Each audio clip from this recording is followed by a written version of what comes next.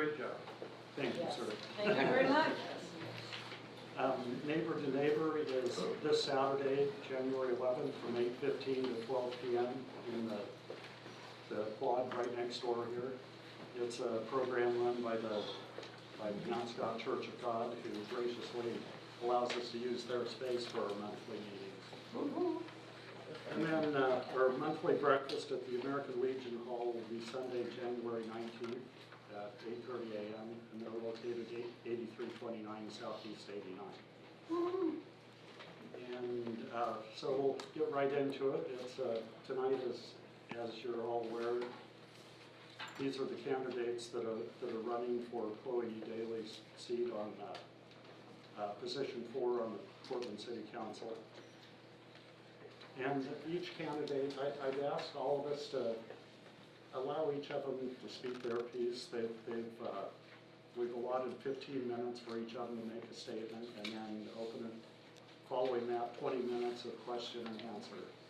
And let's try to keep it a one-to-one conversation rather than all talking at once. And if you guys are comfortable with that, I'll just have you choose. If you're missing someone when we're doing the Q&A, we'll help you out, but I'd really rather turn it over to each of you as it's your turn. Okay. So we'll start off with Jack Kerfoot, and you may have the floor, sir. All right, thank you, David. You know, I have to have some cue cards to get all my data correct. You know, I'm frequently asked why in the world I decided to run for city commissioner. And that question is usually followed by the next one, which is, are you crazy? The response that I consistently give is to ask another question. Are you satisfied with the issues the city is doing, the positions they're taking on our homeless crisis, on renewable energy, on the violence in our streets, and fiscal incompetence? And what I hear consistently is a resounding no. So what I've done before I actually filed for the actual campaign seat was to go out and reach out to a wide range of the leaders in the nonprofits and the faith-based groups dealing with the homeless crisis. Also small businessmen across the city. Also neighborhood associations, unions, organizations such as, well, the police, the fire, city workers, across the city, to make sure that I understood what the major issues were and to make sure that what I thought were issues were really consistent issues, and to help me develop my policy or my position for the upcoming campaign. So what I developed is 5 major issues: the homeless crisis, safe streets, our environment, fiscal responsibility and fiscal discipline, and finally, responsive government. So let's talk about the homeless crisis. Portland has over 300 nonprofits and faith-based groups working to try and address our homeless crisis. And yet, the U.S. Department of Housing and Urban Development, HUD, recently came out with statistics that said in the entire United States, homelessness increased 2.6%. But in the state of California, 16.4%, and the state of Oregon, 9.7%. And if you take out the increases from Oregon and California, homelessness across the United States has actually gone down. So the fundamental question is, why are we having a growing rate of homelessness? Now the city of Portland would say this can all be solved with housing.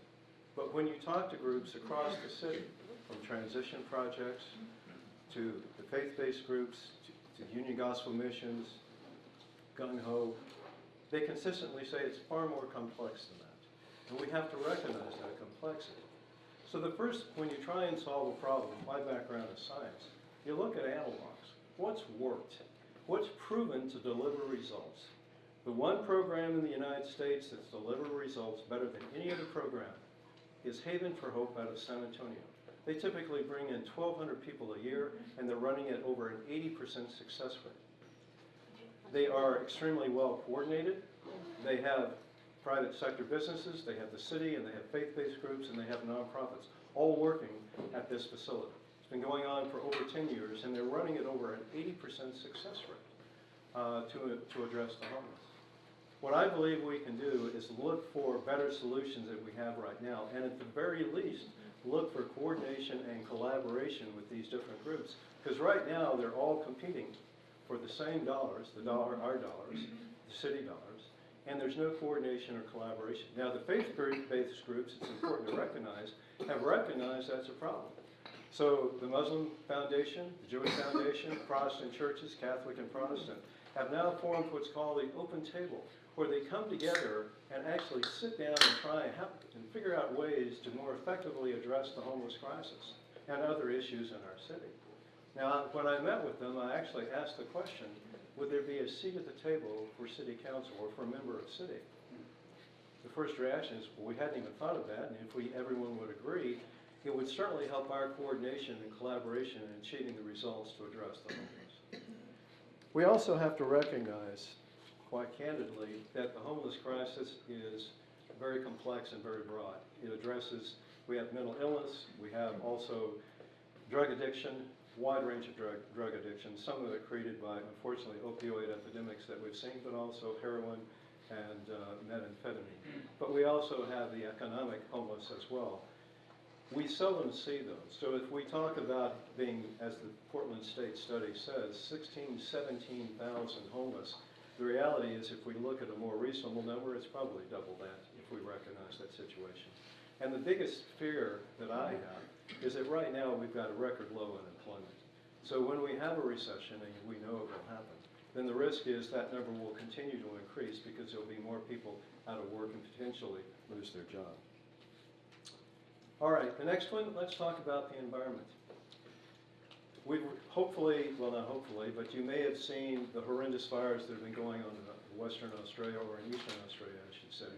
And we've also got to recognize that we've seen our climate in Oregon change over the last decade. We've seen less rain, we've seen fires, forest fires, and we're now seeing poor air quality. We have to develop a plan to address our climate. The city has committed to be 100% renewable energy by 2035 and zero carbon emission by 2045. But the reality is, it's talk, there is no plan. I've got the experience with 40 years in the energy industry and the expertise to develop a plan, more importantly, to make sure that we measure the results and communicate the results to everyone here to help you understand what progress we're making, and if we're falling behind, then address what we can do to address these issues. We talk about the environment. There is a potential environmental catastrophe sitting on the shores of the Willamette River in Portland. It is Zenith Oil Terminal. At the end of 2016, Zenith Energy came in and bought what was just a small asphalt plant. And what they started doing was shipping in oil by rail from Canada over 1,100 miles. The facility can now hold over 63 million gallons of oil. Now this isn't light oil like you put in your car. It's called, well, it's tar sands oil. So it's very thick, it's very heavy. It also carries quite a few toxins as well. Mercury, asphalt, quite a few things that create, are carcinogenics as well. The biggest risk we have with that facility, that oil is shipped down there and then it's exported by barge or by vessel overseas, primarily to China. The biggest risk is that facility is on what's called an earthquake liquefaction zone. And what that means is when there's an earthquake of the right magnitude in the right position, the earth turns to liquid, which means those oil tanks will rupture.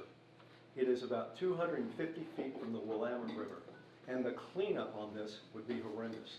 There's some very simple steps the city can do to address this and mitigate this risk, and more importantly, close this facility.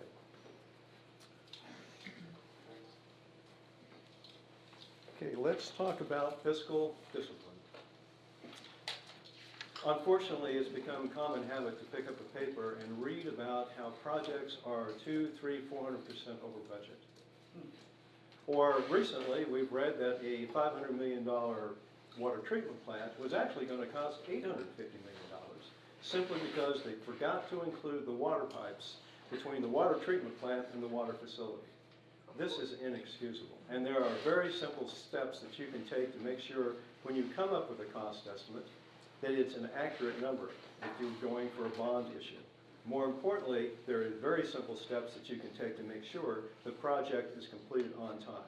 I've led multi-million and in fact multi-billion-dollar projects around the world. It's not that hard to do, and there's no reason our city can do it. And that's something that I can deliver to the city council. Now, we also have to talk about responsive government. The issues that I've heard people tell me time and time again is once someone is elected, whether it's a mayor or a city commissioner, they lose all interest in the people in the community. And with the city government that we have, each commissioner is supposed to listen to the entire community, but it doesn't happen. And what I consistently hear is people do not feel that their voice is being heard. So what I'm pledging to do is, if elected, I will on a regular basis go out at least twice a month to different parts of the city and have open town hall meetings to listen to your issues and to make sure that your voices resonate through City Hall. I plan to invite the press to make sure your issues are carried back to City Hall and that we have a more responsive city government. I think it's important to recognize that Portland city government with the council situation that we have is quite unique.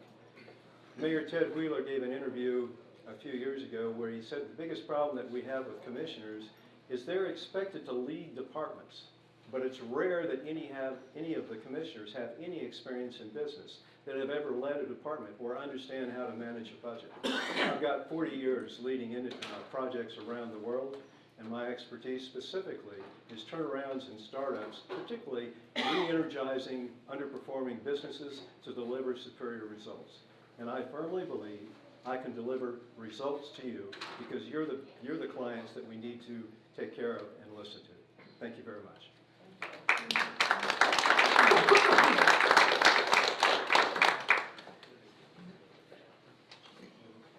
Yep, sorry.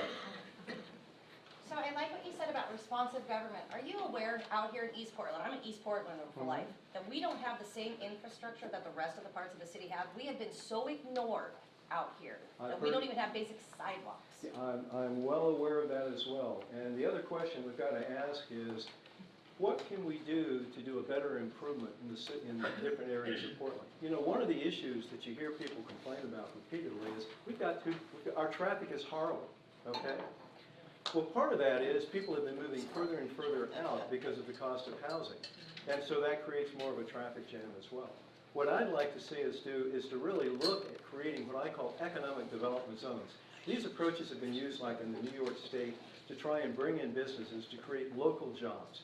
Local jobs in this part of the city would mean the traffic problems would go down and more importantly would reinvigorate the community economically. So yes, I am aware of those issues and I realize that we need to do a much better job of allocating our budget. What I find it to be quite candidly is a lot like the king of old would go through the peasants and throw out a few coins along the side of the road, and that was the way they tried to address the problem. That's not the way to run a government. Yes, ma'am. Okay, I have a question as far as your feelings towards neighborhood associations. There's been feelings going on city council that the neighborhood associations have too much power. Frankly, I don't think we do, but I'd like to know what your There was a opinion, city council meeting back in November, I believe it was. I got there and I actually gave testimony on that, and on my webpage you will actually see the testimony I gave. And I'm proud to say that the position I took is compatible with the League of Women Voters, who I've also met with on a wide range of issues to understand their positions on different issues as well. So yes, I am supporting the neighborhood associations. I also would like to see the elevation of other groups as well, to have an equal place at the table. But to really develop a position, you're going to have to bring the neighborhood associations to the table and not exclude them as they did before. well, every neighborhood has its own set of problems. Absolutely. And so that's why I think it's really important that the neighborhood associations do carry a lot of weight, because basically we're fighting for our neighborhoods. And with the city government that we currently have, that's another compelling reason to keep that right now. Absolutely. Yes, ma'am. There's 5 on the city council, correct? Mayor and Yeah, four well, commissioners, yes. And Portland seems to be exploding, I mean, people coming into Portland. Have you ever thought about, how do you feel about having 7 people on the council, where it's more, people can be, I don't know who to go to for my region, you know, I mean, That's one of the challenges with the form of government that we have. The form of government that we have is over 100 years old. oh, right. Absolutely. And so the fundamental issue is we have commissioners that are supposed to represent everyone, but in actual fact, they represent no one. Yeah. Yes. So do I support the idea of different forms of government? I definitely do.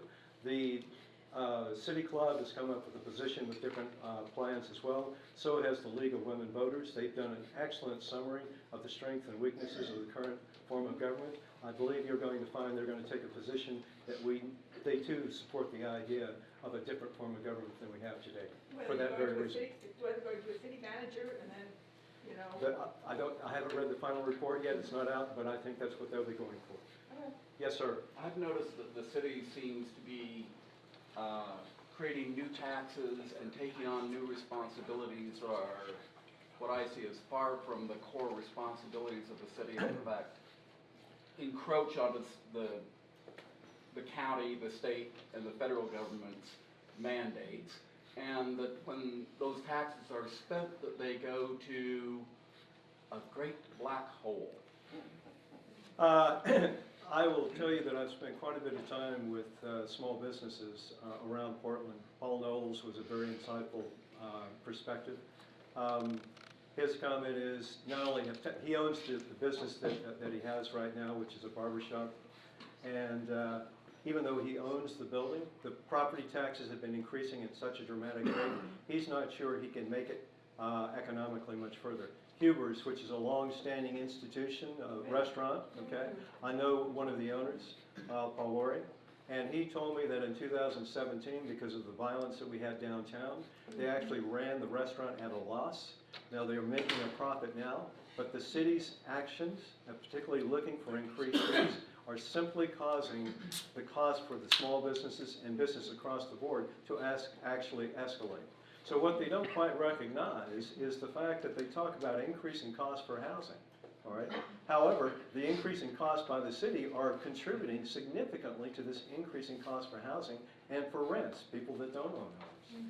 Particularly, I've talked to a contractor who works specifically at buildings, homes and duplexes and triplexes in the Portland area.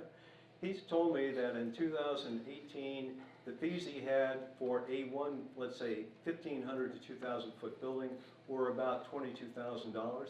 It's now more than doubled this past year. What the city is now doing is looking for more ways to meet revenue because they've had an inability to actually manage their budgets and an inability to manage their funds.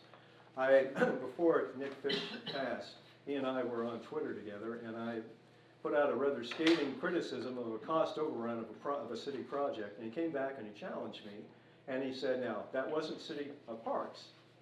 I said, absolutely, Nick, you're right. My concern was this one, which was the water treatment plant. My real concern is that when we can't manage our budget, it's going to cause an impact to the other businesses like the Parks Department. And he came back and he said, I share your concern, okay? So in my opinion, one of the more grounded and responsible people in our city council, with his passing, was a huge loss. Yes, ma'am. I have a question about your reference to Haven for Hope. Okay. To address the city's homeless situation. And I just remember reading a couple of years ago something about it which sounded very, very appealing. And I thought that we had explored that as a city, and I'd like to know where it went and why you think we could. Again, talking to Homer Williams and other people that dealt with that issue, what the city council focused on was the idea of the Wapato jail as a facility. We built the jail for $54 million, I recall, and then they sold it for about $2 million. What, 5? Okay, so I'm sorry, I underestimated the sale price. So basically 10 cents on the dollar. The idea was a large facility. Haven for Hope is 44 acres, okay? They can take on 1,200 people a year, and they have these programs go on 3, 4, 5, 6 years to get them back on their feet and up and living a productive life. Many of them are dealing with drug addiction, but also they're dealing with physical ailments. They also need to relearn the job skills to get this. So it takes time to get them back in the workforce. Where do you anticipate that it could be housed? I don't have an exact location. I need to look at an area. I think quite candidly the way you start is the way Haven for Hope started, which you sit down with the businesses, the major businesses around town, like Nike, like Intel. They want this homeless problem addressed as well. Okay? Absolutely they do. And so would most of the nonprofits and all the faith-based groups as well. Sit down and work together. Where can we put something like this together to help these people, to help the homeless that we have right now? Okay? Yes, sir. Jordan Snitzer's been trying to open the Wapato jail. Yes, he has. He's been trying to open it as exactly that kind of facility, and Yes. the city and county won't talk to him because they're afraid that if you repurpose that jail, it will feel insulting to people who are homeless, although my guess is that most of those people would rather be warm and dry than living under a blue tarp. Well, So, the few that I've talked to would agree with you. So, how, the city doesn't seem to want to even talk to him about that. How do you feel about that? I've been there, and it doesn't look like a jail at all. It doesn't feel like a jail. Absolutely. Have you been out there? Yes, I have. And my comment to you is, I'm for solving the problem of the homeless, okay? I don't care where it is, Wapato, I don't care where it is. Let's sit down and solve the problem and not fixate on the fact that it has a named jail attached to it, because it never was even a jail, okay? It never was an operational jail facility. It was built, but then it was basically abandoned from that standpoint. My question is, how do we do the right thing, okay? Fundamentally. And yes, he is a key player that needs to sit down. One of the pushback, again, is some on the city council, and I believe Ted Wheeler's one of them, believes the HUD model, which is all we need is affordable housing and we can address the homeless crisis. I'm sorry, that's not correct. If you talk to the groups across the city, as I have been for the last 3 to 4 months, it is a complex problem with many issues associated with it, and we need a united effort to try and help these people that are on the streets. Other questions? Yep. What do you plan to do about domestic terrorist groups like Antifa?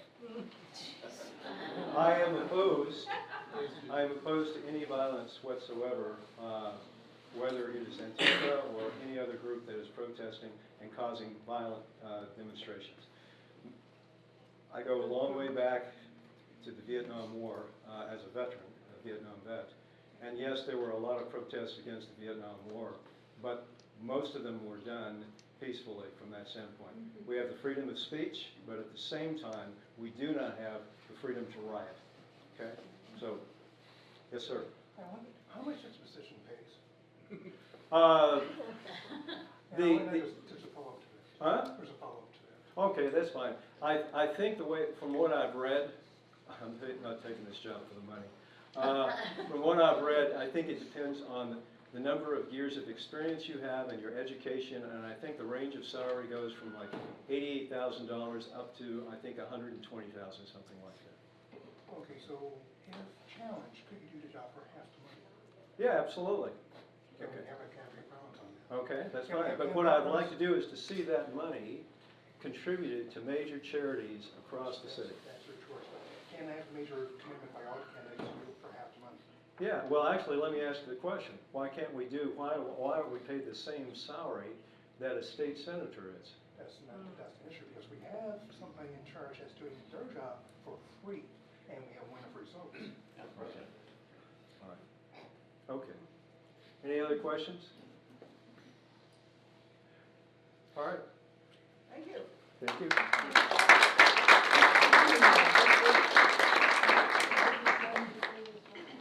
Okay, next up is Mingus. Good evening, everybody, and thank you for coming out tonight. I'd like to start by